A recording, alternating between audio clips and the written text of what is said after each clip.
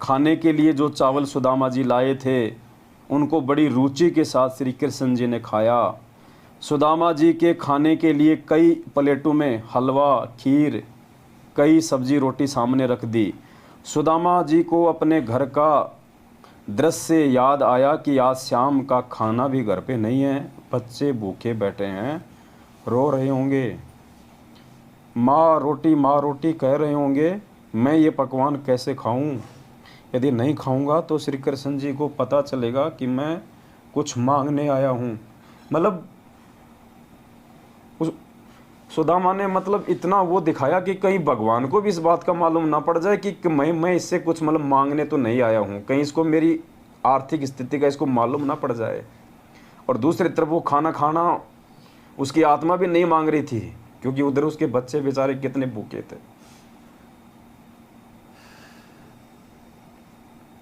इसलिए एक ग्रास रोटी लेकर धीरे धीरे खाने लगा, उंगलियों को बार बार मुख में चाटकर समय बिताने लगा।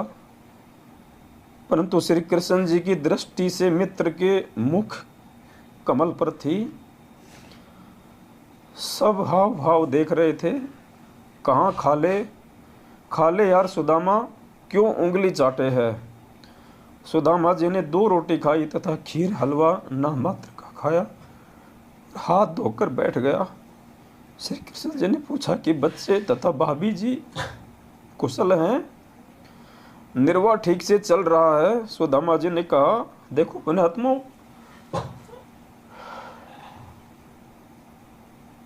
हम तो सुदामा के पैर के लायक भी नहीं है, उसके चरणों की धूल भी नहीं है, और बात करते हैं हम सतलोक जाने की। इतने दुख और तकलीफ में होने के बाद भी, और भगवान ने कहा कि सब ठीक ठाक तो है परिवार में। सुदामा क्या कह रहा है?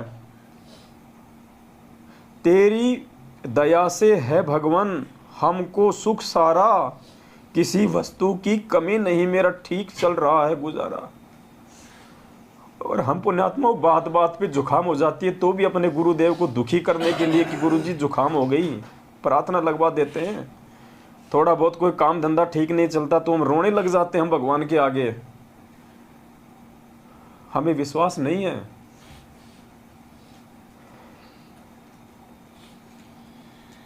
हमारी आदतों को बिगाड़ा जा रहा है काल भगवान के द्वारा, इस मैनेजमेंट वालों को निमित्त बना के। हमारी आंखों के सामने हमारे को नंबर दे देगी कि लगाओ प्रार्थना, लगाओ प्रार्थना। हमारी आदतों को बिगाड़ा जा रहा है, हमारे को भगवान के ऊपर विश्वास नहीं करने दिया जा रहा।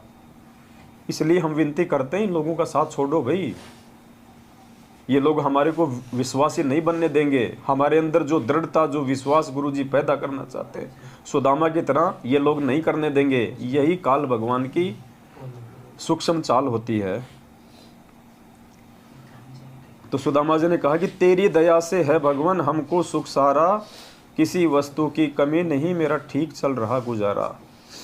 श्री कृष्ण जी तो समझ चुके थे कि यह मर जाएगा पर मांगेगा नहीं। उसी समय सुदामा जी को दूसरे कमरे में विश्राम के लिए निवेदन किया और राज दरबार में जाकर विश्वकर्मा जी को बुलाया, जो मुख्य इंजीनियर था, तथा सुदामा जी का पूरा पता लिखवाकर उसका सुंदर महल बनाने का आदेश दिया।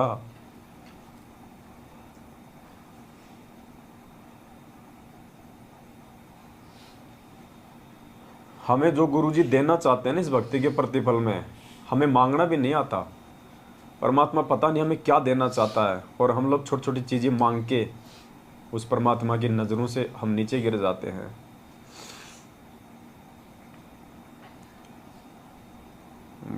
एक समय की बात है, कोई बच्चा अपने पिताजी के साथ में किसी दुकान पे गया, तो उसने कहा कि बेटा टॉफ़ी लेगा? दुकानदार ने कहा। तो बच्चे ने कहा कि हाँ अंकल मैं टॉफ़ी लूँगा। बोला बेटा ले ले, ये डब्बा है, इसमें निकाल ले। बच्चे ने नहीं निकाली। बोला बेटा ले ले इस डब्बे के अंदर। बच्चे ने हाथ आगे नहीं बढ़ाया। तो बोला बेटा तू क्यों नहीं ले रहा? बोले अंकल जी मेरा हाथ बहुत छोटा है, अगर मैं मेरे हाथ से उठाऊंगा तो क्या पता 4 टॉफ़ी आएंगी, 5 टॉफ़ी आएंगी, और आप यदि अपने हाथ से दोगे तो बहुत सारी आएंगी। तो पुण्यात्मा, अगर भगवान अगर भगत की भक्ति से प्रसन्न होकर अगर अपनी इच्छा से उसको कुछ देगा, पता नहीं परमात्मा क्या दे दे। और हम नालायक एक कार, एक कोठी, एक मकान, अपने बच्चों की नौकरी मांग मांग के, और जो परमात्मा हमें जो देना चाहता है वास्तव में, हम उससे भी हम दूर हो जाते हैं।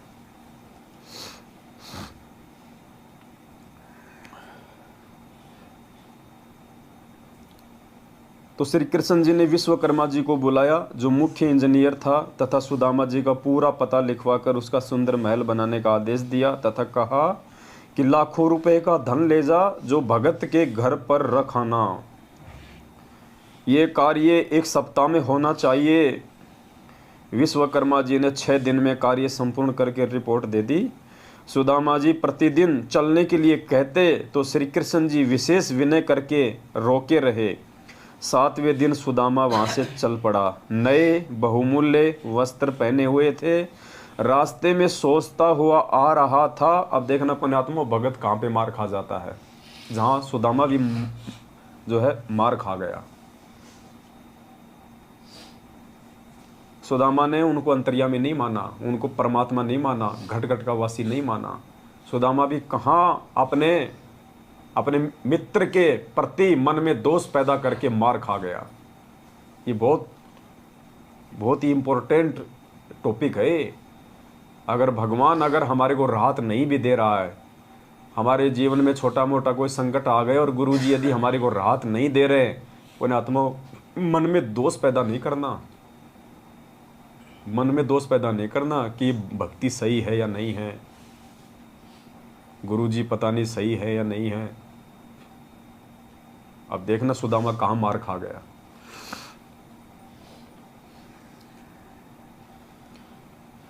रास्ते में सोचता हुआ आ रहा था कि श्री कृष्ण मेरे से पूछ रहा था कि किसी वस्तु का अभाव तो नहीं है। क्या उसको दिखाई नहीं दे रहा था कि मेरा क्या हाल है? वही बात हुई ना कि मित्रता समान हैसियत वालों से ही करनी चाहिए। सुदामा के मन में ये दोष आ गया कि वहाँ बार बार मेरे से श्री कृष्ण पूछ रहा था कि घर पे तो सब ठीक है, भाभी तो ठीक है, बच्चे तो ठीक है, कोई चीज़ की कमी तो नहीं है ना। तो सुदामा ने सोचा कि क्या उसको मेरी हालत नहीं दिखाई दे रही थी? अगर मेरे घर की हालत ठीक होती, मेरे बच्चे ठीक होते, तो मैं ऐसे मेरी फटी जूतियाँ, मैले कुचैले कपड़े थोड़े ना होते मेरे। लेकिन वो मेरा मजाक उड़ा रहा था। ये मन में दोष आ गया उसके। 7वें दिन सुदामा चल पड़ा। नए बहुमूल्य वस्त्र पहने हुए थे। रास्ते में सोचता हुआ आ रहा था कि श्री कृष्ण मेरे से पूछ रहा था कि किसी वस्तु का अभाव तो नहीं है। क्या उसको दिखाई नहीं दे रहा था कि मेरा क्या हाल है? वही बात हुई कि मित्रता समान हैसियत वालों से ही निभती है। इतनी देर में देखो, उधर तो भगवान के प्रति मन में दोष आया और इधर देखो फिर उसका रिजल्ट। हमें शिक्षा दे रहे हैं गुरुजी कि कैसे भी विकट परिस्थिति आ जाए, भगवान से विश्वास नहीं हटाना, मन को कमजोर मत करना, आत्मा को नीचे मत गिरने देना। ये परीक्षा का समय होता है। सुदामा ऐसा सोच ही रहा था, मन में दोष लेके आया। इतनी देर में जंगली भीलों ने रास्ता रोक लिया और कहा कि निकाल जो कुछ ले रखा है। सुदामा जी ने कहा कि मेरे पास कुछ नहीं है। भीलों ने तलाशी ली तो कुछ नहीं मिला। सुदामा जी के कीमती धोती कुर्ता छीन ले गए, उसको नंगा छोड़ गए। सुदामा जी को ये सजा अविश्वास की मिली थी। क्या कह रहे हैं गुरुजी? जो कपड़े लत्ते थे ना, वो भी निकलवा ले गए, नंगा, अंडरवियर भी नहीं छोड़ी। और गुरुजी कह रहे हैं कि सुदामा को ये सजा मिली थी, ये किस चीज की मिली? अविश्वास की। ये हमें शिक्षा दे रहे हैं गुरुजी कि नाम दीक्षा लेने के बाद अपने भगवान पे अविश्वास नहीं करना बिल्कुल भी, चाहे दुनिया इधर से उधर क्यों ना हो जाए, काल तुम्हें कितना भी तोड़ने मरोड़ने का प्रयास क्यों ना करे, तुम्हारे मन में कितने भी विक्षेप पैदा क्यों ना करे। जैसे अर्जुन और अर्जुन मार खा गए थे भगवान पे अविश्वास करके, भगवान पे शंका करके। जब लोगों ने कहा ना कि तुम कहाँ मर गए थे, यहाँ तो कबीर ने ऐसा कांड कर दिया, बड़े बाजार में बेइज्जती कर दी, हमारे को मुंह दिखाने के लायक नहीं छोड़ा, तो अर्जुन ने पहले तो हिम्मत दिखाई, बड़े नालायको तुम क्या बोल रहे हो, तुम्हारे मुंह में कीड़े पड़ जाने चाहिए, तुम गुरुजी के बारे में ऐसा बोल रहे हो। तो फिर लोगों ने कहा कि तेरे को विश्वास नहीं है क्या? उस वैश्या के घर पे जाके देख ले, वहीं मिलेंगे गुरुजी तेरे को, रोज जाते हैं। तो अर्जुन के मन में क्या आया पता है? उन्होंने बोला भाई अगर आंखों से देख लेंगे तो मानेंगे, वही मार खा गए। वहाँ जाना और गुरु जी को शिक्षा देना तो पुण्यात्मा बहुत दूर की बात है। वो वहीं मार खा गए थे कि अगर आंखों देख लेंगे तो मानेंगे। इसका मतलब उनको विश्वास नहीं था कि गुरु जी ऐसा कर भी सकते हैं। वहीं मार खा गए वो। और वहाँ जाके तो उन्होंने अपने कर्म फोड़े लिए भगवान को शिक्षा देके कि गुरु जी बाहर आपकी बदनामी हो रही है, ये नीच का घर है, आपको यहाँ नहीं बैठना चाहिए। तो सुदामा के भी मन में दोष आ गया। सुदामा जी को ये सजा अविश्वास की मिली थी। तो पुण्यात्मा चाहे कुछ भी हो जाए, अरे गर्दन कौन सी बड़ी बात है। आज से पहले हमारे असंख्य जन्म हो लिए, हम कोई सुख शांति की मौत तो मुश्किल से 1-2% ही मरे होंगे, बाकी तो हम दुर्घटनाओं में मरे हैं। कोई बीमारी से तड़प तड़प के मरा है, कोई सेना में होगा तो दुश्मन ने उसका गला काट दिया होगा। आजकल तो गोलियों से मार देते हैं, पहले तो चाकू से मारते थे, गले काट दिया करते थे। कितनी बार हम बकरे बने, कसाई ने हमारे वो गले काटे। अरे ये जन्म में भी मर जाएंगे और क्या होगा इससे ज़्यादा। मालिक कहते हैं सिर साटे की भक्ति है और कछु नहीं बात, सिर के साटे पाइए अवगत अलखनाथ। और शीश तुम्हारा जाएगा तू कर सतगुरु को दान, मेरा मेरी छोड़ दे यो ही गई मैदान। और गुरु जी कहते हैं करोड़ों शीश तूने दे दिए यम राजा की फेट। फेट यानी वो तो झटके से लेता है, कहीं कोई सैनिक बना के मार देगा लड़ाई में, कहीं कोई बकरा बना के आपका उड़ा देगा गर्दन। फेंट यानी झटके से। तो गुरु जी कहते हैं कि करोड़ों शीश तूने दे दिए यमराजा की फेंट, एक शीश दे के देख ले सतगुरु अपने की भेंट। भेंट यानी प्यार से। ये वर्तमान शीश गुरु जी कह रहे हैं तू अपने गुरु जी के चरणों में रख दे। जो गुरु जी कहें उनके प्रत्येक वचन की पालना करो, प्रत्येक मर्यादा निभाओ, वो होता है शीश देना। गुरु जी ये नहीं करेगी तू अपने यहाँ से मेरे को दे दे काट के। शीश देने का मतलब है समर्पित हो जाना गुरु जी के प्रति। उनके वचन को तोड़वाने के लिए अगर ब्रह्मा विष्णु महेश भी आ जाए तो भी सामने अड़ जाओ कि बेटा साइड में हो ले, तेरी नहीं चलेगी, ये पिछली पीढ़ी है।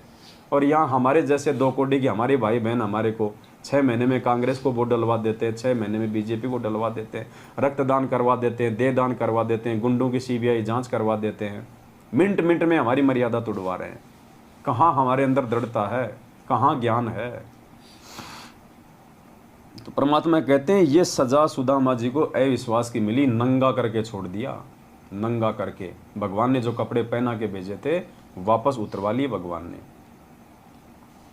शाम को सूर्य अस्त के बाद अपनी झोपड़ी से थोड़ी दूरी पर अंधेरे में एक पेड़ के नीचे खड़ा होकर देखने लगा कि झोपड़ी किसी ने उखाड़ के फेंक रखी है। उसको नहीं पता था कि भगवान ने यहाँ पे महल खड़ा कर दिया। उसने देखा कि भाई हो सकता है किसी जमींदार ने या किसी व्यक्ति ने तो मेरी झोपड़ी भी उखाड़ के फेंक दी, उसने अपना तो यहाँ पे महल बना के खड़ा कर दिया। और दुखी हो गया। उसके स्थान पर आलीशान महल 2 मंजिल बना है। सुदामा जी दुखी हुए कि किसी ने झोपड़ी भी उखाड़ दी और कब्जा करके अपना मकान बना लिया। बच्चे तथा पत्नी पता नहीं कहाँ भूख के मारे डूब कर मर गए होंगे। अब जीवित रहकर भी क्या करना है, मैं भी दरिया में समाधि लेकर जीवन अंत करता हूँ। यदि परिवार जीवित भी होगा तो भूख के मारे तड़फ रहा होगा, मेरे से देखा नहीं जाएगा। वहाँ से ये सोच के चलने लगा था। उसकी पत्नी महल पर खड़ी होकर अपने पति के आने की बाट देख रही थी। ये विचार कर रही थी कि ब्राह्मण जी अपनी झोपड़ी को ना पाकर कुछ बुरी ना सोच लें, इसलिए द्वारिका के रास्ते पर टकटकी लगाए खड़ी थी।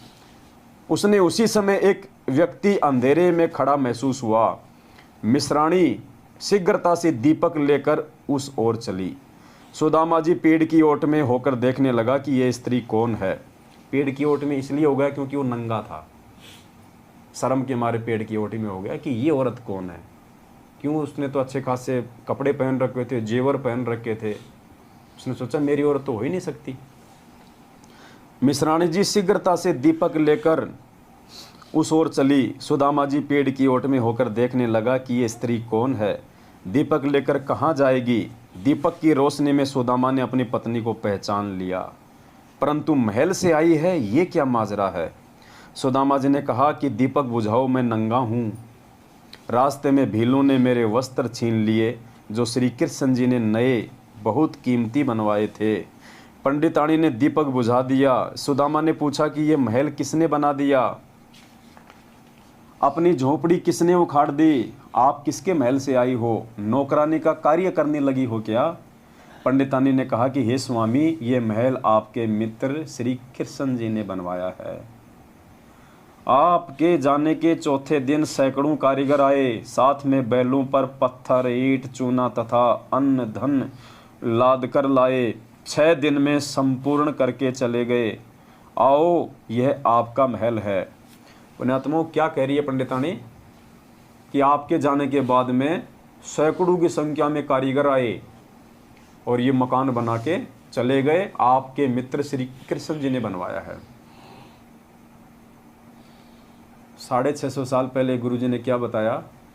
भगवान ने 18 लाख लोगों को भंडारा करवाया। पुण्यात्माओं, उस समय भगवान पे विश्वास करने वाला सुदामा जैसा कोई उनका भगत नहीं था 64 लाख में। इसलिए भगवान को खुद ही भगत की भूमिका करनी पड़ी और आज हमारे को विश्वास दिलाने के लिए ये उदाहरण पेश करना पड़ा कि अगर तुम भगवान पे विश्वास करोगे इस प्रकार से, तो परमात्मा तुम्हारे लिए क्या नहीं कर देगा।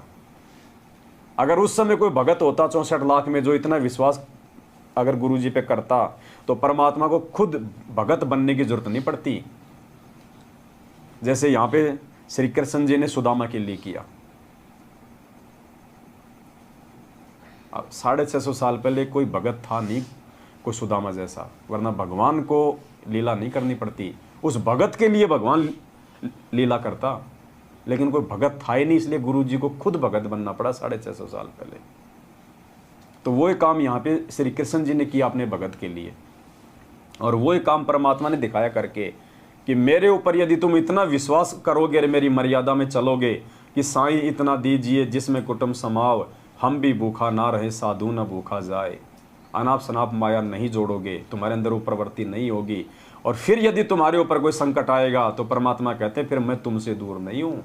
कल पे कारण कौन है, तू कर सेवा निष्काम, मन इच्छा फल देऊंगा जब पड़ेगा मेरे से काम। परमात्मा कहते हैं फिर तू मुझे अपने से दूर ना समझना।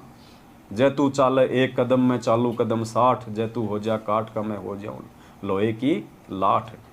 तो ये विश्वास पैदा करने के लिए परमात्मा ने कथा लिखी सुदामा जी की।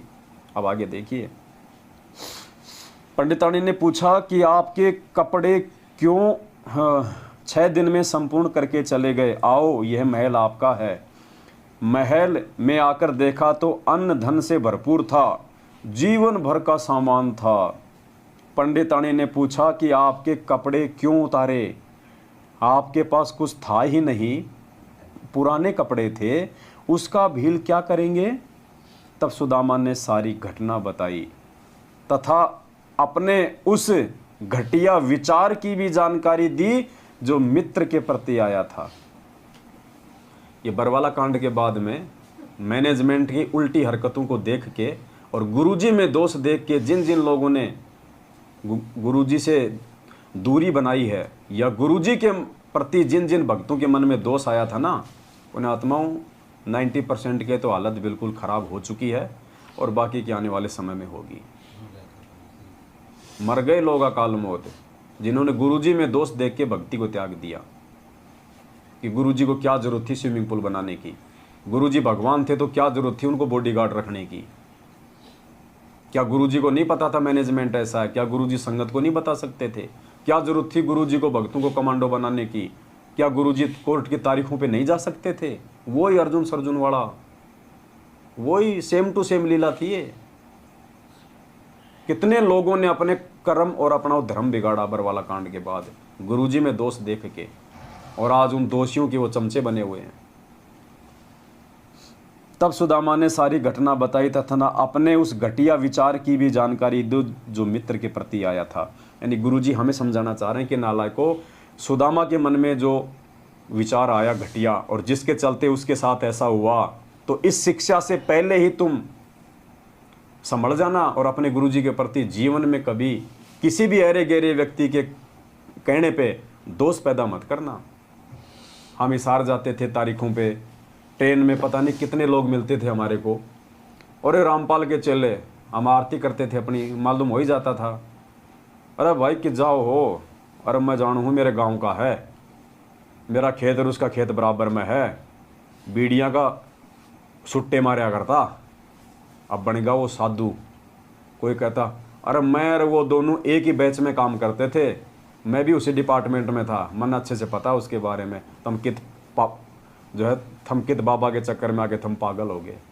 अब जो मंद बुद्धि होगा वो तो सोचेगा यार गुरुजी के गांव का है, दोनों के खेत बराबर में है, यार ये तो झूठ क्यों बोलेगा, बस वहीं मर गए। यार इसने तो गुरुजी के साथ में नौकरी की है, इसका क्या फ़ायदा झूठ बोल के, ये जो कह रहा है सही कह रहा होगा, वहीं मर गए। ये सोचना चाहिए कि ये जो कह रहा है ना, ये कह नहीं रहा, काल इससे कहलवा रहा है मुझे भगवान से दूर करने के लिए। पुण्यात्मों, तब हम इस भक्ति मार्ग पे टिक पाएंगे। इतना विश्वास जब अपने इष्ट पे, अपने गुरु भगवान पे होगा। तब सुदामा जी ने सारी घटना बताई तथा अपने उस घटिया विचार की भी जानकारी दी जो मित्र के प्रति आया था, कि मेरे से श्री कृष्ण पूछ रहा था कि घर में किसी वस्तु की कमी तो नहीं है, गुजारा ठीक चल रहा है क्या। मैंने कह दिया था कि आपकी कृपा से सब कुशल है, किसी वस्तु की कमी नहीं है, निर्वाह ठीक चल रहा है। पत्नी ने कहा कि आप कहाँ मांगने वाले हो, वे तो अंतर्यामी है, सब जान गए थे। सुदामा जी ने कहा कि सब जान गए थे, इसीलिए तो मेरे वस्त्र भी छिनवा दिए, कि मेरे अंदर जो घटिया विचार आया था उसको भी तो जान गया फिर वो अंतर्यामी, इसीलिए तो छिनवा दिए मेरे वस्त्र, मेरे उस दोष को देख के। बाद में समझ में आ गई सुदामा के कि हाँ भाई अंतर्यामी तो था, और अंतर्यामी था इसीलिए उसने मेरे कपड़े भी छिनवा दिए। ये शिक्षा गुरुजी हमें दे रहे हैं कि इतना सा भी दोष अगर आ गया मेरे प्रति, क्या हाल होगा तुम्हारा। वे तो अंतर्यामी हैं, सब जान गए थे। सुदामा जी ने कहा कि सब जान गए थे, इसीलिए तो मेरे वस्त्र भी छिनवा दिए। मैं विचार करता जा रहा था कि देखा, मित्र मेरे से पूछ रहा था कि सब ठीक तो है, किसी वस्तु की कमी तो नहीं। मैं सोच रहा था कि क्या इसको मेरी ये हालत देखकर ये भी नहीं पता कि ये दशा क्या ठीक ठाक की होती है। ठीक ही है कि मित्रता तो समान हैसियत वालों की निभती है। मैंने तो इतना ही विचार किया था कि उसी समय मेरे वस्त्र भी लूट लिए गए। तब मिश्रानी ने कहा कि आपकी परीक्षा थी, परंतु आप यहां पर चूक गए। क्या कह रही है उसकी पत्नी कि ये तेरी परीक्षा थी और तू यहीं पे चूक गया। अब देख लो पुण्यात्मा, हम कितनी गलतियां कर रहे हैं।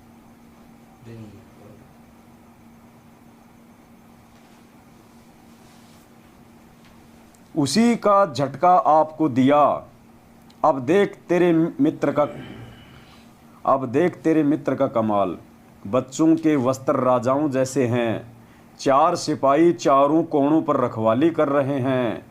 वाणी नंबर 106 में यही कहा है कि संत सुदामा श्री कृष्ण के संगी यानी मित्र थे, जो दारिद्र टोटे यानी निर्धनता की नदी यानी अत्यधिक निर्धन व्यक्ति था। उसके चावल खाकर सोने के महल बख्श दिए, निःशुल्क मुफ्त में दे दिए। विचार, गुरुजी कह रहे हैं विचार। श्री कृष्ण जी राजा थे, अपने मित्र की इतनी सहायता करना एक राजा के लिए कोई बड़ी बात नहीं है। इतनी सहायता तो एक प्रांत का मंत्री अपने मित्र की आसानी से कर सकता है। अब देखना परमात्मा ने क्या क्या किया अपने भक्तों के साथ। परमेश्वर कबीर जी ने एक अति निर्धन मुसलमान लुहार तैमूर लंग की 1 रोटी खाकर 7 पीढ़ी का राज बख्श दिया।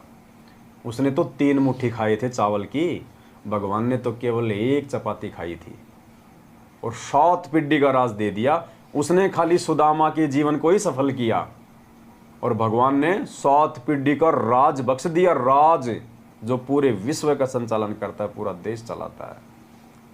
यानी गुरुजी कह रहे हैं कि उस श्री कृष्ण से आज तुम्हारा भगवान कितना समर्थ है, देख लो नालायको। और तुम भगवान तो श्री कृष्ण से भी ज्यादा समर्थ तुम्हारा, लेकिन तुम भगत सुदामा से भी नीचे गिरे हुए, तो कैसे बात बनेगी? कैसे सतलोक की यात्रा कर पाओगे? कैसे वो दरवाजा देख पाओगे? एक अति निर्धन मुसलमान लोहार तैमूरलंग की एक रोटी खाकर 7 पीढ़ी का राज बख्श दिया। उसी जीवन में तैमूरलंग राजा बना, जिसका राज्य विशाल था। दिल्ली की राजधानी पर उसने अपना प्रतिनिधि छोड़ा था। उसकी मृत्यु के उपरांत कुछ समय दिल्ली की गद्दी पर अन्य ने कब्जा कर लिया था। फिर तैमूरलंग के पोते बाबर ने दिल्ली पर कब्जा कर लिया। पहले तैमूरलंग का प्रतिनिधि दिल्ली पर बैठा रहता था। उसकी तीसरी पीढ़ी ने अपने आप को स्वतंत्र घोषित कर दिया।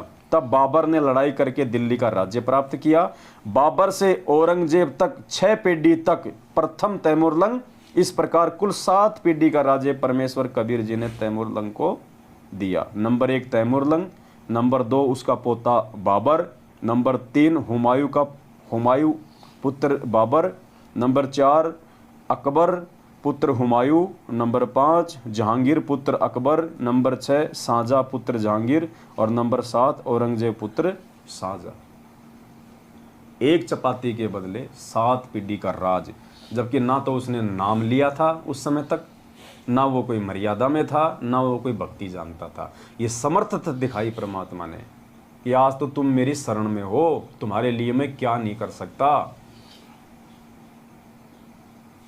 रंका बंका वाली उस कथा में परमात्मा ने क्या कहा उनको कि मैं चाहूं तो तुम्हारे लिए सोने का महल भी बनवा सकता हूं, सोने का भी।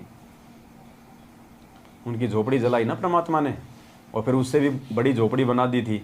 और जब वो गए अपने गुरुदेव के पास में पूछने के लिए कि गुरुदेव जो आकाशवाणी हुई थी झोपड़ी में रहने की, वो आपकी थी या किसी और की थी, तो उन्होंने कहा कि बेटा वो झोपड़ी मैंने जलाई थी, मैंने बनाई है। तुमने जो परीक्षा दी है और इस परीक्षा में जो तुम पास हुए हो, उसके बदले तो मैं तुम्हारा सोने का मकान भी बना सकता था। लेकिन भगवान ने भक्तों से भक्ति करवानी होती है, इसलिए उनको परमात्मा लिमिट में रखते हैं। विशेष भिन्नता, जन्म मरण का कष्ट न श्री कृष्ण जी का समाप्त है न सुदामा का हुआ। दोनों ही आगे के जन्मों में अन्य प्राणियों के शरीरों में जाएंगे। तैमूरलंग को 7 पीढ़ी का राज्य भी मिला और मोक्ष भी मिला। अब देखो पुण्यात्माओं, क्या आज तक कभी गुरुजी ने किसी सत्संग में कहा कि तैमूरलंग का मोक्ष हो गया, वो सतलोक चला गया? वो तो भक्ति युग था ही नहीं। उस समय तो प्रथम मंत्र भी भगवान ने किसी को पूरा नहीं दिया। 1392 में परमात्मा ने प्रकट होकर उसको नाम दिया था, जबकि काशी में 1398 में आया था, 6 साल बाद। अपने काशी में प्रकट होने के 6 साल पहले ही परमात्मा तैमूरलंग को मिला था 1392 में। और क्या लिख रहे हैं गुरुजी? तैमूरलंग को 7 पीढ़ी का राज्य भी मिला और मोक्ष भी मिला। मोक्ष, अब देखो, अब गुरुजी तो नानक जी के आगे भी लिख देते हैं कि नानक जी का मोक्ष हो गया। अब नानक जी का मोक्ष हुआ मान लेना, अगर आपकी आत्मा गवाह दे दे कि तैमूरलंग का भी मोक्ष हो गया होगा। राज्य में मोक्ष नहीं होता, और तैमूरलंग का उस समय कहां से मोक्ष हो जाएगा? लेकिन मोक्ष का मतलब ये नहीं कि वो सतलोक बैठ गया। मोक्ष का मतलब है कि परमात्मा ने उसको जन्म मरण के चक्कर से निकालने के लिए उसको भक्ति पे लगा दिया। अब परमात्मा किसी न किसी जन्म में उस आत्मा को पार भी लगा देगा, मोक्ष भी कर देगा। तो मोक्ष का मतलब ये होता है। यहाँ पे मोक्ष का नाम लेते ये नहीं कि वो तो सतलोक ही चला गया। सतलोक से पहले तो मिनी सतलोक भी है। तो हमने इन चीज़ों को समझना चाहिए। मोक्ष का युग ये है, ये वर्तमान समय है, और ये परमेश्वर आज साक्षात अपने वास्तविक रूप में प्रकट है, अपने संपूर्ण पावर के साथ में आज दे सकता है ये मोक्ष।